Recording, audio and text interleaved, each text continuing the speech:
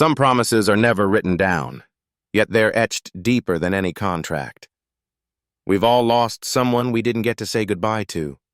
A father, a mother, a mentor.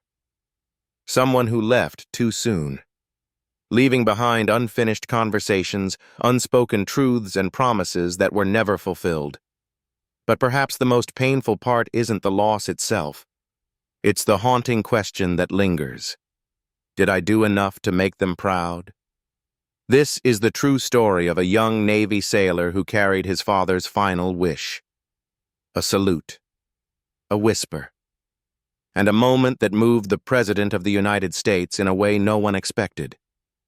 But more than that, this story will remind you of your own loved ones. Because it isn't just about one family. It's about the quiet heroes we forget to thank.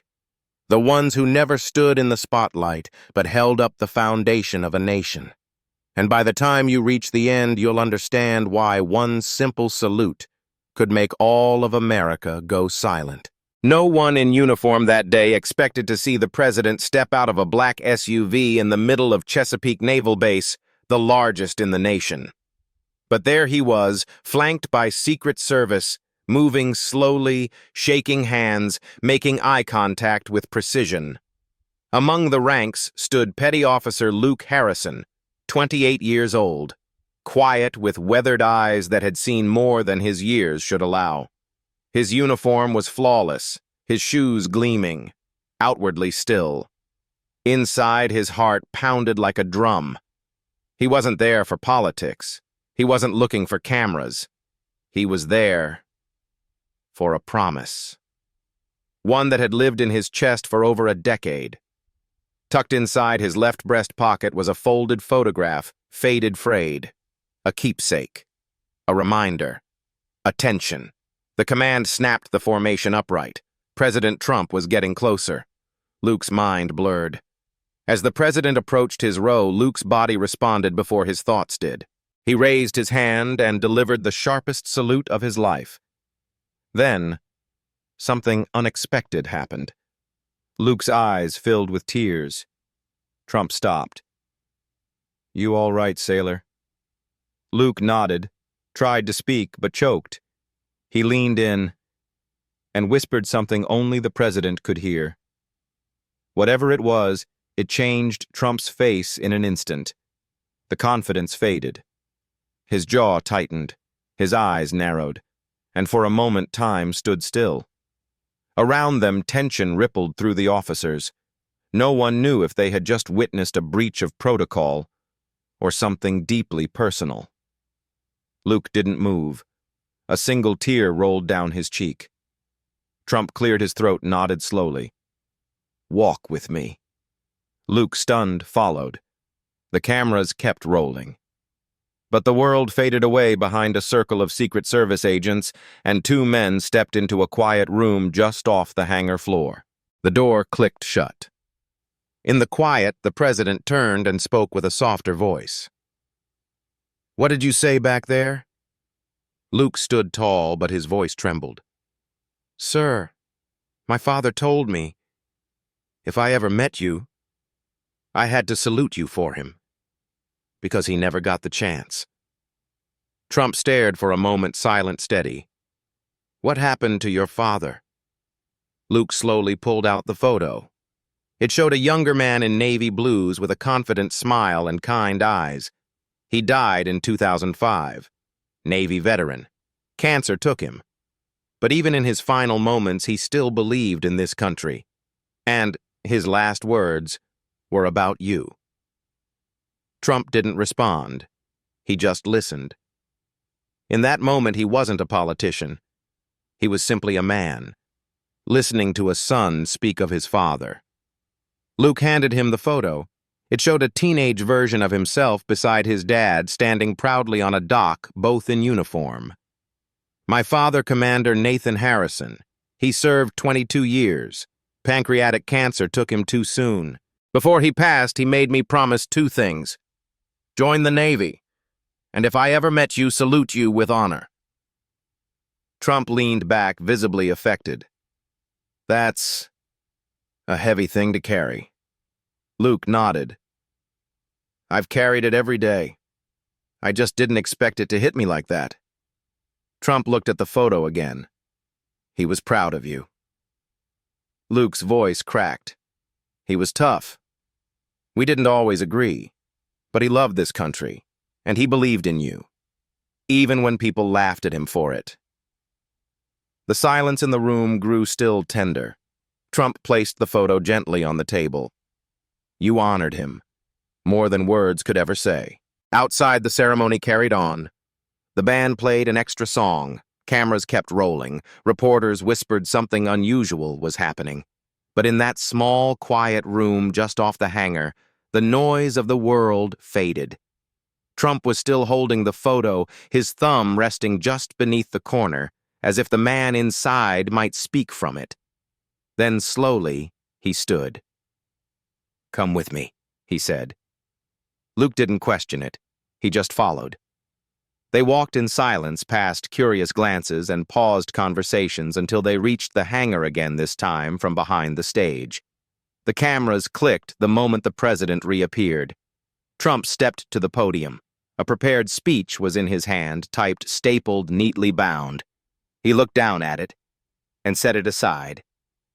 I came here today to talk about defense budgets, operations numbers, he began, voice clear. But then I met someone who reminded me that behind every number is a name, a face, a story. He turned slightly, motioning toward Luke, who now stood off stage out of the spotlight until now. This is Petty Officer Luke Harrison. Today he didn't just salute me. He carried a message. A final request from his father, Commander Nathan Harrison, a Navy veteran who never got the chance to say goodbye. Trump paused. The hangar was utterly silent. Sometimes he continued, voice softer, now a whisper can silence 1,000 speeches. The room seemed to breathe in unison. Even the toughest sailors blinked back emotion. Commander Harrison isn't here to see this moment, Trump said, but his words live on through his son. And to me, that's the truest form of patriotism. Not fame, not medals, but legacy passed down with love and duty. Luke stood frozen, his hands clenched, heart full. He didn't feel like a hero, but in that instant he became something more, a symbol of grief, of honor, of a promise, finally kept. From the front row, an older admiral removed his hat and placed it quietly over his heart. Others followed. Not from obligation, but respect. Trump looked straight at Luke. Son, your father would be proud. You're not just carrying his name. You're carrying his legacy. The applause began slowly, deliberate, solemn. And then it spread, like a wave of gratitude rolling through every corner of the hangar. Luke stood motionless, eyes blurred, saluting in his heart not just for one man, but for every father, every hero, every silent salute never seen. The applause slowly faded, but the moment lingered like a hush in the air, thick with meaning. Luke remained at attention, his spine straight, but inside. Something had cracked open. The weight he'd carried for years was no longer invisible. His father's story, once known only to him, had now echoed through a hangar full of uniformed men and women, and far beyond. After the ceremony, Trump stepped down from the stage and approached Luke. No cameras, no microphones. Just two men, one carrying power, the other carrying memory. Walk with me again, the president said. This time they entered a room tucked behind the base's memorial exhibit, a space lined with shadow boxes, medals, and photos of men and women long gone but not forgotten. Trump stopped at a glass display, opened a drawer beneath it, and pulled out a small black velvet box. He turned to Luke and placed it in his hands. This medal isn't protocol, Trump said. It's personal. Luke opened it slowly. Inside lay a replica of the Navy Commander's Medal of Honor, engraved with just 2 words, for legacy and loyalty. Luke stared at it, hands trembling. Sir, I can't accept this. Yes, you can, Trump replied. Because sometimes The smallest salute carries the greatest weight. Luke closed his fingers around the metal, pressing it gently against his palm like it was something sacred. "Thank you, sir, for honoring him," he said, voice cracking. Trump placed a firm hand on his shoulder, not as a politician, but as a man. "No, thank you," he said quietly, "for reminding me why I serve too." As the motorcade disappeared through the gates, Luke walked back to his barracks in silence, the box still in his hand, the moment still sinking in. He placed the medal beside a folded flag and the photo of his father, the same one that had traveled in his pocket all these years. His roommates stared wide-eyed. "Dude, you were on every news channel in the country." "I didn't mean to be," Luke said with a faint smile. "I just kept a promise." He sat down on the edge of his bed, eyes lingering on the medal resting near the photo. Another sailor asked gently, "What did you whisper to him?" Luke smiled softly. "Just something my father told me, a long time ago." And that night, for the first time since the funeral, Luke slept in peace. The next morning, as golden light filtered through the slats of his barracks window, Luke opened his locker like he always did. But this time, there was something waiting for him. A single envelope placed neatly on the shelf. He recognized the handwriting instantly, his mother's. Inside was a letter folded carefully and an old photo. It showed Commander Nathan Harrison standing tall during a deployment in the Persian Gulf. Even through the faded ink and creases, his father's eyes still burned with clarity, courage, and something else. Quiet pride. Luke opened the letter and began to read. "I saw the news, Luke. You did it. Your father would have cried just like you did. He always said you'd wear that uniform with more honor than he ever could. I just wish he'd lived to see you yesterday." Luke exhaled slowly, fingertips tracing his father's face in the photo. The man in the picture seemed younger, stronger, but unmistakably him. Still holding the frame, he flipped the letter over where one final line had been added in softer, messier handwriting. "P.S. There's something I never told you about your dad." Luke paused. His heart skipped. He turned the page. He once turned down a promotion, a big one, because he didn't want to be away from us. He chose family over rank. But after that, he always wondered if it made him less of a patriot. Luke clenched the letter, his throat tightening. "No, Mom," he whispered, eyes wet. It made him a better one. Days later, a visitor arrived at the base. It was Admiral Gaines, an old friend of Commander Harrison. He asked for Luke by name. "I served with your dad in Bahrain," the Admiral said, his voice thick. "He saved my life once." Luke was stunned. "He never told me that. He wouldn't have. Your father didn't talk about medals. He only talked about values." Then Admiral Gaines reached into his coat and handed Luke a worn leather notebook. He wrote in this during his final deployment. "It belongs to you now." Luke accepted it with both hands. The leather was cracked and aged, but his father's initials were still carved into the cover, NHH. "Read it when you're ready," the Admiral said softly. "There's more to him than you know." That night, under the low glow of his reading light, Luke opened the journal to the first page. Deployment, May 2004. "If anything happens to me, I want Luke to know being his dad has been my highest rank." Luke froze.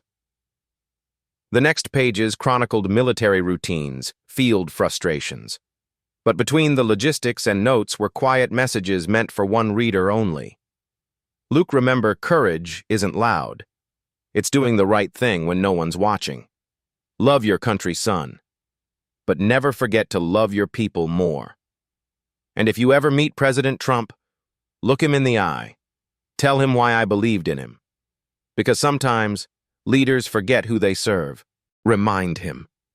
Luke's hands trembled. His eyes welled with tears. He had done exactly that, and now something inside him felt at peace. That night-inspired Luke picked up a pen and began writing a letter of his own.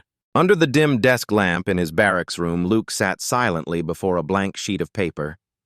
He held the pen tight. But he didn't need to think. What he was about to write had been living inside him for years. Dear Mr. President, thank you for listening. You didn't have to. Most people wouldn't. But you did. And in doing so, you reminded me that even a whisper can carry the weight of a salute. His hand moved slowly, steadily. He wrote about his father, about that hospital bed, the last handshake, the final words, about the fear of not being able to live up to that promise, about how the memory of his father had walked beside him through every mission, every morning, every single day.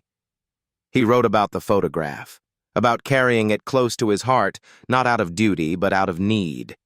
It was never just paper. It was presence. And then he wrote about that moment standing face to face with the President of the United States, saluting, whispering, and watching a man in power be moved, not by policy, but by something much older. I didn't do it for recognition, Luke wrote. I did it because I made a promise. And deep down, I believed that if I kept it, my father would never truly be gone. He sealed the letter, addressed it by hand. The President of the United States, the White House, Washington, D.C. But to Luke, it wasn't just a letter. It was closure. It was healing. It was goodbye. A week later, Luke sat alone reading the final pages of his father's journal. Near the very end, a passage stopped him cold. The handwriting was shakier, the ink lighter, but the words still cut through with clarity. If I don't make it. And if President Trump ever hears my story, ask him something for me. Ask him why men like me are only remembered after we're gone. Luke's breath caught. His father hadn't just hoped. He had feared. Feared being forgotten. Feared that quiet service would vanish without a sound. And in that moment, Luke realized the salute he'd given wasn't just a promise kept. It was a voice from the other side of silence. And now Luke was that voice. 3 days later, as Luke was folding a fresh uniform in his locker, the phone rang. It wasn't a normal call. Petty Officer Harrison, this is the White House. Please hold for the President. Luke's heart stopped. And then he heard the voice again. Steady. Familiar. Real. Luke, I read your letter, President Trump began, and I also read the copy of your father's journal that Admiral Gaines sent over. Luke didn't speak. He couldn't. Your father was right. Trump continued. We remember people like him too late. And I want to change that. Luke swallowed hard. Sir, what do you mean? There was a pause. Then Trump spoke with certainty. I want to build something. A memorial. Not for the famous, not for the ones who make headlines, but for the quiet heroes, the ones who carried this nation on their backs and faded without a spotlight. Luke couldn't respond. His throat tightened. And I want your father's name, Trump said firmly, to be the first one carved in stone. Tears filled Luke's eyes. He'd be honored, he managed to whisper. No. Trump replied, his voice softer now. The honor's mine. A few weeks later, the White House press room was filled. But this wasn't an ordinary announcement. President Trump stepped to the podium. In his hands, a weathered leather journal. We live in a nation that celebrates heroes, and we should. But we often forget the quiet ones, the ones who served without applause, who gave and never asked for anything back. He paused, then raised the journal slightly. Today I am announcing the creation of a new national site, the Silent Salute Memorial. It will stand for every soldier, sailor, airman, and Marine who never made the evening news, but made America what it is. And then he said it. The first name etched into that memorial will be Commander Nathan Harrison. Gasps filled the room. Reporters lowered their cameras. The gravity of the moment was undeniable. Thousands watched from across the country. And in a quiet room on base, Luke sat alone watching, trembling. His father's voice was alive again, but this time the whole world could hear it. It was a quiet morning in Arlington. The wind moved gently through the rows of white headstones. Families gathered. Veterans stood tall in silence. Cameras rolled, but no one spoke above a whisper. They weren't here for a show. They were here to remember. Luke stood beside President Trump, both facing a long black granite wall polished to a perfect shine. Behind them, the seal of the United States. Before them, the future of remembrance. As the cloth was lifted, the first name carved into the stone was revealed: Commander Nathan Harrison, a patriot remembered. Gasps echoed through the crowd. Some wept, others stood straighter, but no one looked away. Trump stepped forward. No script, no teleprompter, just truth. He wasn't a celebrity. He didn't have a best-selling book, but he stood for this country quietly, consistently, with honor. He turned slightly, gesturing to Luke, and because his son whispered a truth in a moment of silence, today, we will never forget his name. Luke raised his hand in salute, not just for his father, but for every father who never got this moment. For every name left off the headlines but never off the hearts of those they served. Applause followed, not loud, not explosive, but deep, slow, reverent, and real. And in that moment, Luke no longer felt like the young sailor carrying a burden. He felt like a bridge between generations, between memory and meaning. Later that day, back in his room, Luke opened his inbox. It was flooded.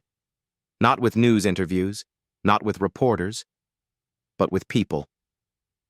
A mother wrote, "My son never felt seen after his dad died in Iraq. Your story gave him pride again. Thank you, Luke." A retired sergeant messaged, "You didn't just keep your father's promise. You reminded all of us why we serve." Luke read every message, one by one, and for the first time, he realized he wasn't alone, and neither were they. 1 year later, Luke stood before a graduating class at a military academy. The air was crisp. Flags fluttered above the rows of cadets in perfect formation. Luke wasn't there as a celebrity. He was there as someone who understood what it meant to carry something unseen, and to carry it well. He walked to the podium slowly, held up a leather-bound journal, worn but sacred, and a velvet box still holding the medal marked Legacy and Loyalty. Legacy. He said, his voice calm, isn't about being remembered by the world. It's about being remembered by one person and living in a way that's worthy of that memory. Applause broke out, not out of protocol, but out of understanding. After the ceremony, a young woman in uniform approached. "Sir, my father served with yours," she said quietly. "He used to tell stories about Nathan Harrison, about the man who chose family over rank." Luke smiled. "Then I guess we share a legacy." She saluted him, and this time, Luke was the one fighting back tears. Years passed. One autumn afternoon, Luke sat alone on a stone bench beside the silent salute memorial. His name tag had changed, now a decorated officer, but his eyes remained the same. He stared at the black granite wall, the name still gleaming. Commander Nathan Harrison. Footsteps approached. A small boy, no more than 6, walked up holding his father's hand. The child looked up curious. "Are you the sailor who whispered to the president?" Luke turned slowly and smiled. "Yes, I am." The boy hesitated. "Can I ask what you said?" Luke paused, then leaned down. I said something for someone I loved. Something small. That ended up meaning a lot more than I ever expected. The boy stepped closer. Can I whisper something too? Luke nodded and bent down. The boy leaned in and whispered, Tell your dad thank you. Luke's eyes brimmed with tears. He looked up at the wall hand gently resting on the stone, and once more, in a voice just above a whisper, Did you hear that, Dad? They still remember.